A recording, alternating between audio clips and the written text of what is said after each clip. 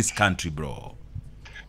Jamani, yani nimekuwa nikizungumzia hilo jambo. Bahati ni msanii ambaye tunamkubali kama Mkenya. Naam. Tumemsupport tangu aanze. Na alianza kama msanii wa nyimbo za Kikristo. Naam. Haimaanishi wakati alihama kuacha kuimba gospel music ilimaanisha amesign contract na shetani. Kitu tulichukulia tu ni sanaa, na alisema ni sanaa tu. Naam.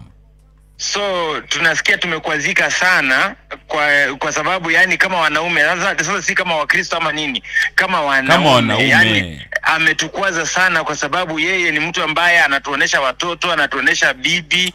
Sasa inakuwaje mwanaume kama mwanaume yani ambaye anaheshimiwa kwa jamii ya Kenya anaweza kuvaa thong, anavaa bra, anavaa dress, anavaa lipstick, anavaa wig, alafu istoshe asibakishie hapo anatuambia ameiva kushinda mademu zetu.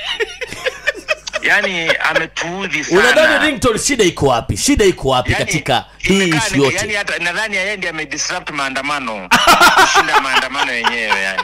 Watu wamekasirika, vijana wamekasirika. Kaka nikuulize, have you tried reaching out to him? Kwa sababu mimi nimempigia simu ashiki simu yangu. Have you tried reaching out to him umbongeshe muulize what's not happening? Hapana, kama kuna kijana Kenya ambaye akona kiburi kwa sasa ni Bahati, kwa sababu anajua Bahati anasema ako na followers wengi. Bahati anasema yeye akikohoa na trendy.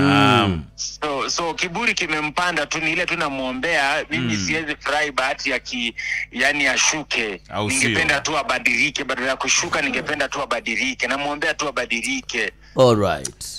Amekosea amekosea wa Kenya, amekosea wa Kristo, amekosea Waislamu, amekosea dini zote za Kenya, na amekosea jamii ya Wakenya. Maana kuna vitu unaona anafanya chama na unashangaa sasa huyu anafanya nini? Mara anashikwa na Diana nini?